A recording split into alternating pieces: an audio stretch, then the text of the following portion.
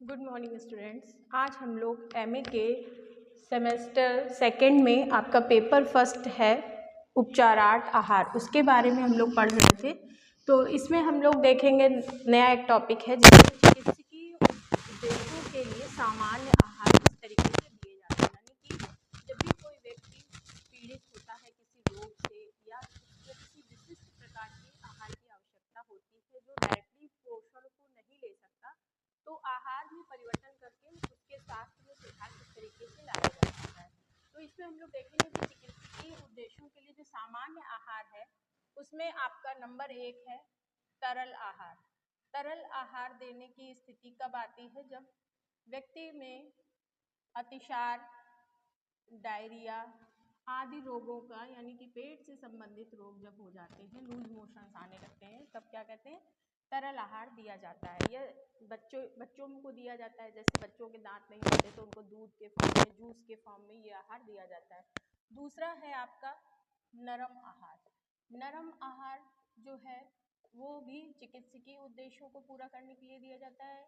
और जो भी जैसे कि बूढ़े लोग होते हैं या कोई व्यक्ति बीमार होता है जो भोजन को चबाने की स्थिति में नहीं होता है, या शल्य चिकित्सा के बाद थोड़ा जब सुधार हो जाता है तो इस स्थिति में नरम आहार दिया जाता है, यानी कि सॉफ्ट सब्जियों को पकाकर, उबाल कर इस तरीके से दिया जाता है।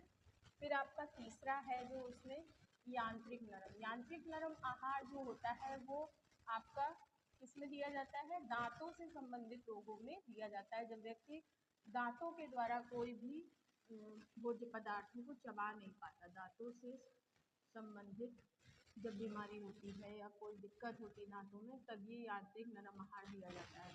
तो इसमें क्या है, जैसे कि कुछ तरीके के मेडिकेटेड जो फॉर्म होते हैं उन फॉर्म्स में आपका ये भोज्य तत्व होता है, जैसे कि सोयाबीन का आटा होता है, वो कुछ सोयाबीन के पाउडर्स होते हैं, प्रोटीन्स होते हैं जो आपको टैबलेट फॉर्म में या आपके पाउडर फॉर्म में सब्जियों में मिलाकर या दूध में मिलाकर पीने के लिए बोला जाता है। उसके बाद आपका जो है पोषक तत्वों से जो में संशोधन करके, इसका पहला है आहार में परिवर्तन करके, यानी कि आहार में जैसे लिक्विड डाइट दी, सॉफ्ट डाइट दी और माइक्रोसॉफ्ट डाइट दी। तो इसमें जो है दूसरा जो विधि है वो है पोषक तत्वों में सुधार करके, पोषक तत्वों में सुधार करके। तो पोषक तत्वों में सुधार या संशोधन करके, सुधार या संशोधन से मतलब ये है कि इसमें ऐसी स्थिति में पोषक तत्वों में जैसे कि कम कैलोरी आहार।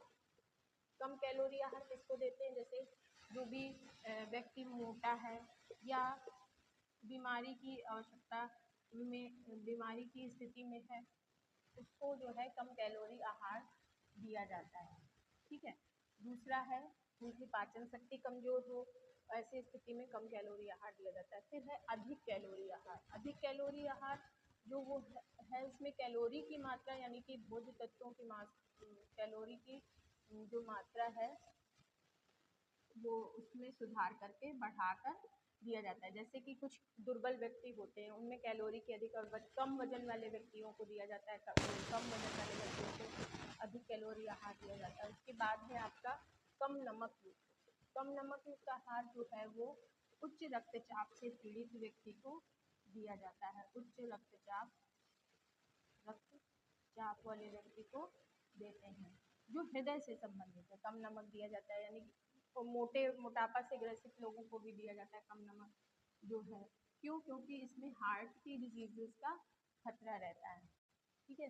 फिर चौथा है आपका इसी में उच्च या कम फाइबर युक्त, उच्च फाइबर युक्त या आपका कम फाइबर युक्त, उच्च या कम रेशा जिसको हम लोग कहते हैं फाइबर युक्त, कम फाइबर। अब उच्च फाइबर युक्त आहार किस में दिया जाता है? उच्च फाइबर युक्त आहार कब्ज के पेशेंट को दिया जाता है, जो जिनका पेट जो है डाइजेशन सिस्टम अच्छा नहीं है, जिनका पेट साफ नहीं होता अच्छी तरीके से, या अन्य जो भी बीमारियां होती हैं उनमें दिया जाता है। फिर उसके बाद कम फाइबर वाला, जैसे कि जिनको पेट से संबंधित दिक्कतें हैं उनको कम फाइबर युक्त आहार दिया जाता है। क्यों? क्योंकि रेशे की अधिक मात्रा देने पर जो लूज मोशंस हैं या मोशंस की जो संभावनाएं हैं वो बढ़ जाया करती हैं। तो ये 4 प्रकार के पोषक तत्वों में सुधार और संशोधन करके जो आहार दिए जाते हैं। उसके बाद है आपका रोग अनुकूलन आहार। तीसरी स्थिति क्या हमारी है? रोग अनुकूलन। रोग अनुकूलन का मतलब आप लोग समझ रहे होंगे कि जो रोग अनुकूलन है उसमें रोग के अनुसार, ठीक है, रोग के अनुसार में जैसे मधुमेह का जो पेशेंट है उसको हम लोग शर्करा युक्त आहार नहीं देते, उच्च कैलोरी युक्त आहार नहीं देते, और जो है उसमें चावल नहीं दिया जाता है, उच्च कैलोरी नहीं दिया जाता है। क्या दिया जाता है? मल्टीग्रेन का आटा और मल्टीग्रेन के आटे की मल्टीग्रेन की रोटी दी जाती है, और कुछ फाइबर्स के लिए फाइबर दिए जाते हैं ताकि पेट साफ होता रहे। तो इस तरीके से मधुमेह में क्या मना होता है? आपका चीनी या चीनी से बनी जो भी चीज़ें हैं, जिन चीज़ों में चीनी की मात्रा या कैलोरी की मात्रा अधिक पाई जाती है वो वर्जित होते हैं। फिर आपका आता है किडनी संबंधी रोगों में आपका जो है तरल आहार देने की कुछ लोगों को किडनी में तरल आहार की अधिक मात्रा देने के लिए मना किया जाता है। किडनी संबंधी रोग जो होते हैं उनमें तरल आहार पूर्ण रूप से नहीं दिया जाता। फिर आपका आता है हृदय रोग में क्या देते हैं? हृदय रोग में आपका वसा वर्जित होती है, वसा युक्त आहार वर्जित होता है। क्यों? क्योंकि ये ज़्यादा तला भुना, ज़्यादा कैलोरी भी देना मना होता है। तो ये जो है, फिर उसके बाद इन स्थितियों में जो है इस तरीके के भोज्य पदार्थ, अब एक तो पहला आपका था आहार के प्रकार के अनुसार, फिर पोषक तत्वों में सुधार और संशोधन, फिर आपका रोग अनुकूलन, फिर चौथा है आपका विशिष्ट स्थिति में। विशिष्ट स्थिति में जो है, विशिष्ट स्थिति में जो आहार दिया जाता है वो है आपका कैसे? जैसे कि मान लीजिए ट्यूब फीडिंग और ओरल फीडिंग। ओरल फीडिंग जो है वो मुंह के द्वारा लिक्विड डाइट के रूप में दी जाती है। ट्यूब फीडिंग जो है, ओरल फीडिंग में मतलब जैसे कि नली जो है वो नाक के द्वारा भी दे सकते हैं, नोज ओरल फीडिंग भी देते हैं। तो नोज के द्वारा नलियों को डालकर भोजन को सीधे हमारे शरीर में पहुंचाया जाता है। फिर उसके बाद है आपका ट्यूब फीडिंग। ट्यूब में भी जो है आपका ट्यूब के माध्यम से लिक्विड, जैसे आपका इंश्योर पाउडर है, उसको पानी में घोलकर दिया जाता है ट्यूब फीडिंग के माध्यम से।